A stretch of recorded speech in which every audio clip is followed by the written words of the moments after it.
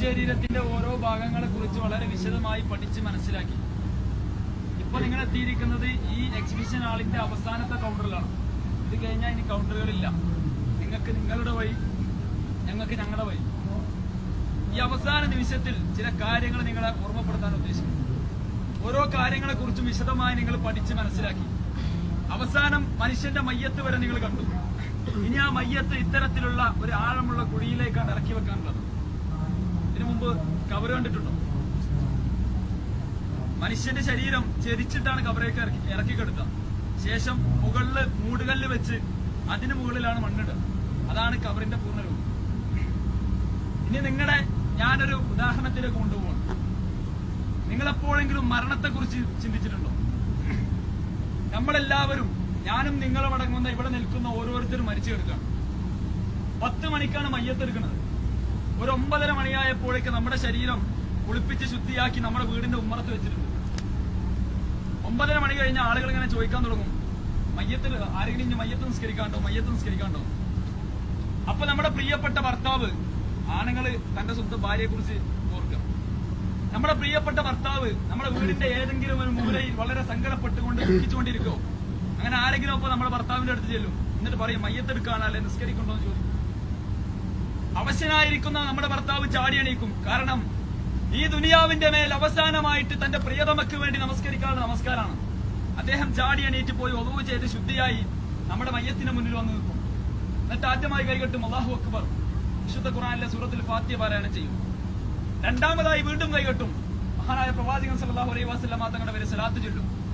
മൂന്നാമതായി കൈകെട്ടിയിട്ട് അവസാനമായി നമുക്ക് വേണ്ടി പ്രാർത്ഥിക്കുന്ന ഒരു പ്രാർത്ഥനയുണ്ട്, അല്ലാഹുമ്മ അഗ്ഫിർ ലഹു വർഹംഹു എന്ന് തുടങ്ങിയിട്ട് ആ പ്രാർത്ഥന എങ്ങനെ നീണ്ടുപോകുന്നുണ്ട്.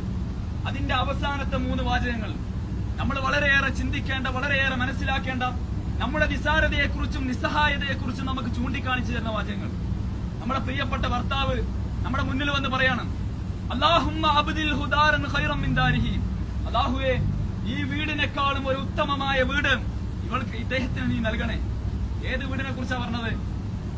ഏത് വീടിനെ കുറിച്ച്? നമ്മൾ വളരെയേറെ സന്തോഷിച്ച്, വളരെയേറെ ആർത്തുല്ലസിച്ച്, വളരെയേറെ സൂക്ഷിപ്പോടുകൂടി കൊണ്ടു നടന്ന നമ്മുടെ പ്രിയപ്പെട്ട വീടിന്റെ ഉള്ളിൽ വെച്ചുകൊണ്ട് നമ്മുടെ ഭർത്താവ് നമ്മുടെ മുന്നിൽ വെച്ച് പറയാണ്, ഇതിനേക്കാളും നല്ലൊരു വീട് ഇവൾക്ക് നീ നൽകണേ. കാരണം ആ വീട്ടിൽ നിന്ന് ആ ഭാര്യ അഥവാ ആ ഉമ്മ ആ വീട്ടിൽ നിന്ന് പൂർണ്ണമായി പുറത്തായിട്ടുണ്ട്. നാളെ ഏതെങ്കിലും ഒരു സർക്കാർ ഉദ്യോഗസ്ഥൻ വീട്ടിൽ വന്നിട്ട് അവിടെയുള്ള അംഗങ്ങളുടെ പേര് പറയാൻ പറഞ്ഞാൽ അവിടുത്തെ ചെറിയ കുട്ടി പോലും അവിടുത്തെ ഉമ്മാന്റെ പേര് പറയൂല, അല്ലെങ്കിൽ വാപ്പാന്റെ പേര് പറയൂല. കാരണം മരിച്ചതോട് കൂടിയിട്ട്, മരണം കടന്നു വരുന്നതോട് കൂടിയിട്ട് ആ ഉമ്മയും ഉപ്പയും ആ വീട്ടിൽ നിന്ന് പുറത്താണ്. രണ്ടാമതായിട്ട് നമ്മുടെ പ്രിയപ്പെട്ട ഭർത്താവ് നമ്മുടെ മുന്നിൽ വെച്ച് പ്രാർത്ഥിക്കാണ്, ഈ കുടുംബത്തെക്കാളും നല്ലൊരു കുടുംബത്തെ ഇവൾക്ക് നീ നൽകണേ. നമ്മൾ തലേന്ന് വൈകുന്നേരം വരെ നമ്മുടെ കുട്ടികളുടെ കൂടെ, നമ്മുടെ ഭർത്താവിന്റെ കൂടെ, നമ്മുടെ ഉമ്മയുടെയും ഉപ്പയുടെയും കൂടെ ആർത്തുല്ലസിച്ച് ഒരുമിച്ച് ഭക്ഷണം കഴിച്ച് ഒരുമിച്ച് കിടന്നുറങ്ങിയതാ. പിറ്റേന്ന് വൈകുന്നേരം നമ്മൾ മരിച്ചതോട് കൂടിയിട്ട് നമ്മുടെ ഭർത്താവ് നമ്മുടെ മുന്നിൽ വന്ന് പറയണം, ഇതിനേക്കാളും നല്ലൊരു കുടുംബത്തെ ഇവൾക്ക് നീ നൽകണേ. കാരണം നമ്മൾ ആ കുടുംബത്തിലെ ആരുമല്ലാതായിട്ടുണ്ട്. ആ കുടുംബത്തിൽ നിന്ന് നമ്മൾ പൂർണ്ണമായി പുറത്തായിട്ടുണ്ട്. മൂന്നാമതായിട്ട് പ്രിയപ്പെട്ട ഭർത്താവ് നമ്മുടെ മുന്നിൽ വെച്ച് പറയാണ്, എന്നെക്കാളും നല്ലൊരു ഇണയെ ഇവൾക്ക് നീ നൽകണേ.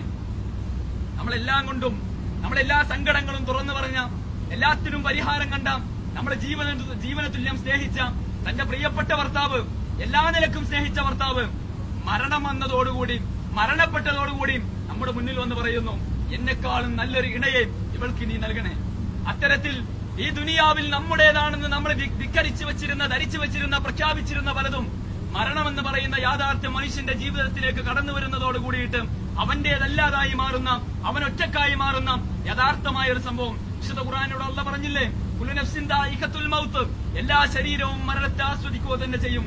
എല്ലാ മനുഷ്യന്റെ ജീവിതത്തിലേക്കും മരണമെന്ന് പറയുന്ന യാഥാർത്ഥ്യം കടന്നു വരും. അത്തരത്തിൽ മരണമെന്ന് പറയുന്ന യാഥാർത്ഥ്യം കടന്നു വരുന്നതോട് കൂടിയിട്ട് അവൻ എല്ലാ മേഖലകളിൽ നിന്നും ഒറ്റക്കാവുന്നു. വിശുദ്ധ ഖുർആൻ മറ്റൊന്നുകൂടെ നമ്മെ സൂചിപ്പിക്കുന്നു, ഒരു മനുഷ്യന്റെ ശരീരത്തിൽ നിന്നും റൂഹിനെ വലിച്ചൂരി കൊണ്ടുപോകുമ്പോൾ ഉണ്ടാവുന്ന ഭയാനകരമായ അവസ്ഥ വിശുദ്ധ ഖുർആൻ നമുക്ക് പറഞ്ഞു തരുന്നു. മനുഷ്യന്റെ കണങ്കാലുകൾ തമ്മിൽ കൂട്ടിയടിക്കപ്പെടുന്ന ദിവസം, അത്തരത്തിലുള്ള ഒരു ഭയാനകരമായ അവസ്ഥ, ഭയാനകരമായ ദിവസം നമ്മുടെ ജീവിതത്തിൽ വരാനുണ്ട്. നമ്മുടെ ജീവിതത്തിൽ അത് യാഥാർത്ഥ്യമാണ്.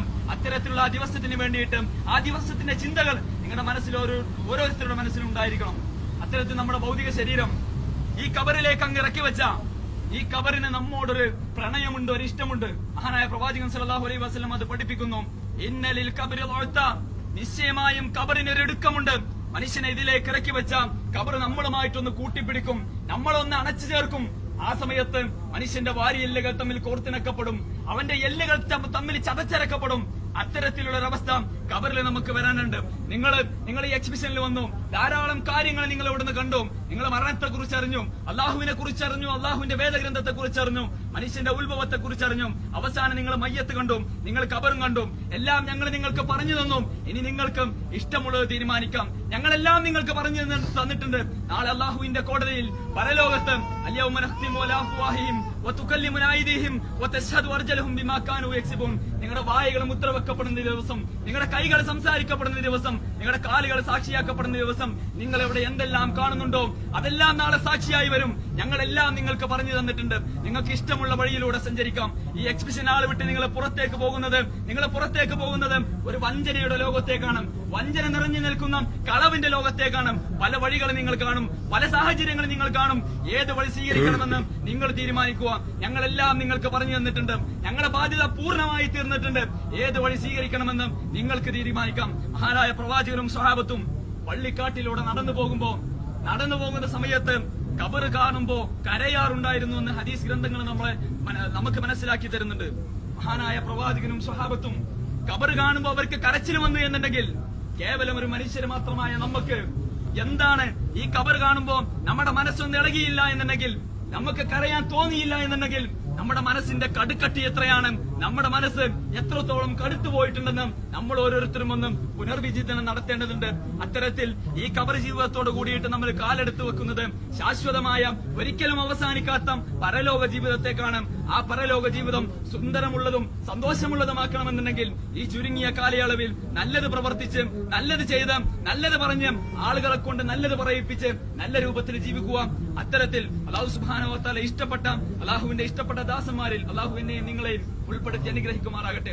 അല്ലാഹുവിന്റെ ജന്നാത്തുൽ ഫിർദൗസിൽ അല്ലാഹുവിനെയും നിങ്ങളെയും ഉൾപ്പെടുത്തി അനുഗ്രഹിക്കുമാറാകട്ടെ എന്ന് മാത്രം ആത്മാർത്ഥമായി പ്രാർത്ഥിച്ചുകൊണ്ട് അസ്സലാമു അലൈക്കും.